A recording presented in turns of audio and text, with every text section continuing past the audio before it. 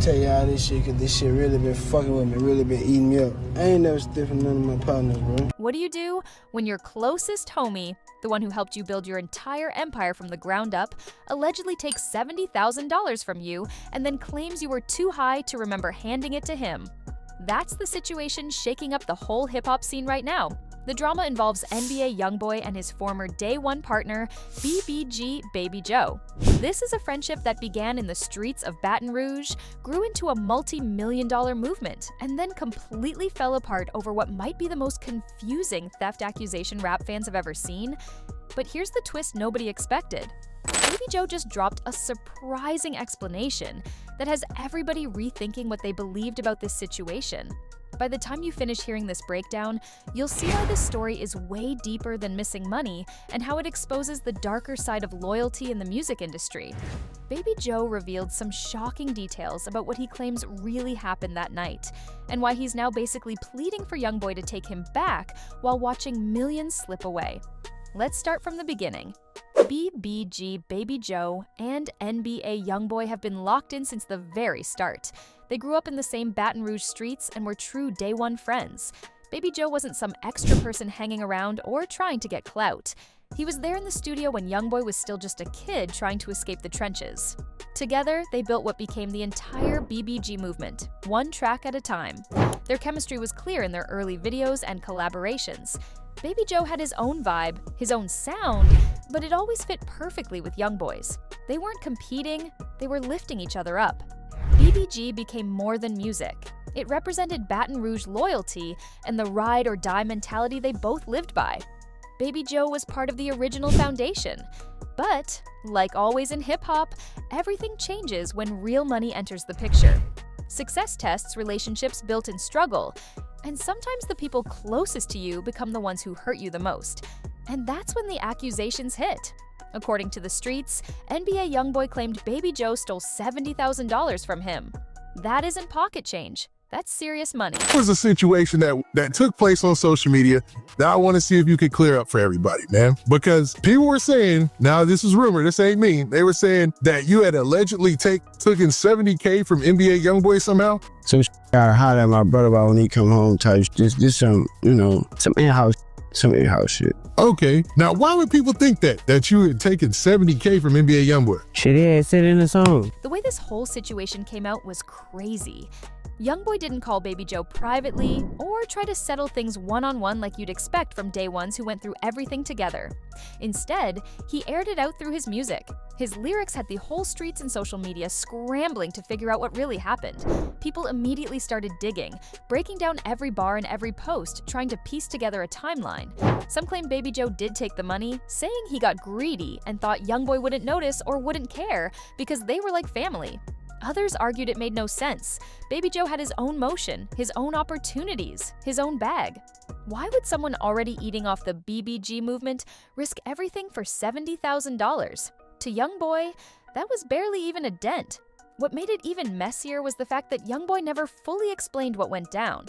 He just made it clear through the music and through his actions that Baby Joe was no longer part of the circle.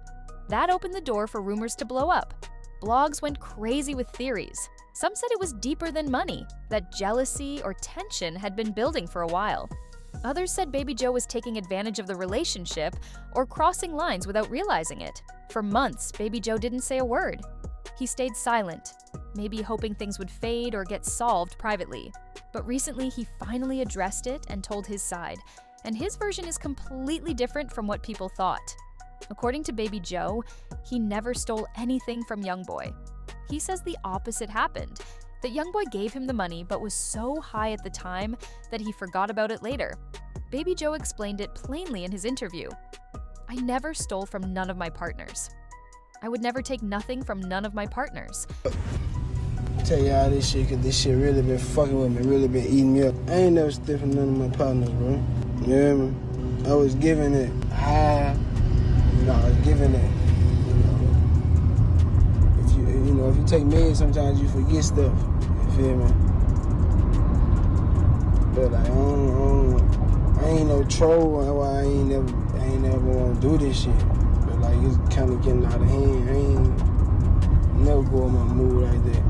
Nigga too thorough, nigga changed my life. You feel me?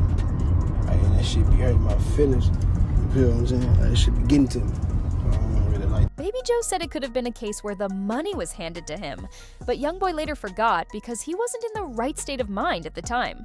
That's a serious claim, hinting that YoungBoy's substance use might have played a part in the misunderstanding. Baby Joe got emotional explaining it. You could see it on his face and hear it in his voice. This wasn't just about $70,000 to him, it was about his name, his reputation, and the bond he thought he still had with somebody he considered a brother. He explained that when YoungBoy sobered up and noticed the money was gone, he assumed Baby Joe took it without permission.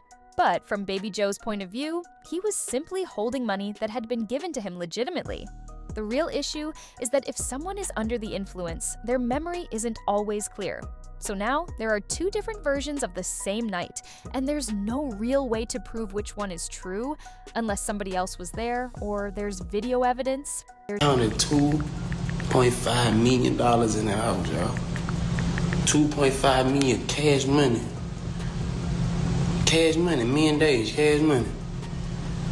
You think I still 70,000? I'm finna throw this plate away and roll back to see what y'all say. $2.5 million. If you steal $1, you still gonna be a thief. $2.5 million I counted. So I only took 70. Y'all think of that and make that make sense to me, brother. I'm finna go dump this plate. Baby Joe also opened up about how the entire situation affected him mentally and emotionally. He said the accusation cut deep because stealing goes against everything he believes in. In the streets, your word is everything, and being labeled a thief is one of the worst things that can follow you. While all this has been unfolding, the fallout for Baby Joe has been rough. YoungBoy has been packing out arenas on his mass tour, making millions and strengthening his legacy, while Baby Joe has been sitting in Baton Rouge watching it all from a distance like everyone else. That tour has been insanely successful. YoungBoy been hitting city after city, bringing out guests like Lil Tim, performing for crowds of 15,000 to 20,000 every night. The merch alone is bringing in huge money. And with the ticket sales and VIP packages, the tour is a straight money machine. Meanwhile, Baby Joe has been stuck at home dealing with legal issues that keep him from leaving Louisiana. Even if YoungBoy wanted to bring him on the road, he couldn't because of probation from past charges. Baby Joe has admitted how much this weighs on him. He said he's proud of YoungBoy, that he deserves his success, and there's no hate on his end. He still watches the tour videos and keeps up with everything, even though he's not part of it. But you can hear the pain in his words. Watching your day, one live out, dreams you helped build while you're stuck behind because of something you say you didn't do, is a different kind of hurt. YoungBoy is performing in major cities where Baby Joe likely has fans waiting to see him, but instead, they see the rest of the BBG crew without him. Baby Joe has also been honest about his own pride playing a major role. He admitted that even if there was space to fix things with YoungBoy, his pride might be stopping him from reaching out first. He said in an interview, my pride the biggest one. My pride is the biggest one. That's really what it is, my pride, the biggest one. This is real street psychology. In the hood, your pride and your reputation are everything. When someone you consider family accuses you of stealing, it hits different. It's not even about the money. It's about the disrespect, the lack of trust, and the idea that you would betray someone you love. Baby Joe said he could pull up on YoungBoy and talk face to face, but right now he's hurt and letting things stay the way they are. He's not forcing a conversation or trying to rush a reunion. He's just letting YoungBoy do his thing while he deals with everything on his own.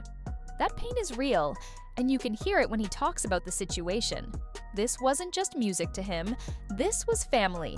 And when family turns on you in front of the world, that pain sits heavier than any regular beef or industry issue. While YoungBoy has been stacking more money and success, Baby Joe's life looks completely different. He's back in the same streets he and YoungBoy were trying to escape. He's been open about his situation, saying he recently got out of jail over old charges. He said things got messy after he got shot and started missing court dates until everything caught up to him. Now he's trying to rebuild his music career, but it's tough without the BBG machine behind him. When he was with YoungBoy, he had a full system supporting him. Now he's starting from zero. He's trying to set up his own label, Waboo Records, and working on 2 new projects called All on Me and Open Book. The titles alone show he's trying to take responsibility and share his truth. But going from a major rap crew to being on your own is a huge shift. When you don't have BBG promotion, features, or backing, every move is harder. Financially, things are tight too. He didn't give details about money, but the way he talked made it clear he isn't living like he used to. He mentioned getting a good-sized check recently, but he kept the amount private. That's street wisdom, but it also shows he's being careful because he knows it might need to stretch. People online claim Baby Joe is begging YoungBoy to take him back because he's down bad and needs the BBG support again. When you look at his interviews and posts, you can see why folks say that. He's always showing love, praising YoungBoy's MASS tour, and saying how proud he is. Even while hurt, he's still loyal. Some think that's genuine love. Others think he's trying to win YoungBoy over to get back into the circle. The truth is probably a mix. Baby Joe does care about YoungBoy, but of course he'd also benefit if things were fixed. He hinted at the possibility of reconnecting, saying, "We might end up linking soon," but admitted he can't leave the state because of his legal situation. What makes everything harder is the industry pressure. Baby Joe said people from both sides told him to stop talking publicly, that he's saying too much. But for him, it's deeper than blogs. It's about clearing his name for his kids. He said being accused of stealing is major, and one of the worst things someone can be labeled as in the streets. It affects how people see you and how you can move. He talked about needing to protect his name for his children. He wants them to grow up knowing their father was a solid man, not someone with a reputation for stealing from his own people. Right now, YoungBoy is thriving. His mass tour is massive, selling out arenas, and he's surrounded by his new core team. The BBG movement is still rolling without Baby Joe. Meanwhile, Baby Joe is trying to rebuild from scratch. He says his return of the Gorilla Project is doing decent numbers, but he's still dealing with the shadow of the $70,000 situation. Their relationship is stuck in limbo. They're not beefing, but they're not close either. Baby Joe hopes they reconnect eventually, but he knows it won't be easy. YoungBoy seems focused on business and may not want to revisit the past when things are going so well for him. So that's the full breakdown of what's really going on between Baby Joe and NBA YoungBoy.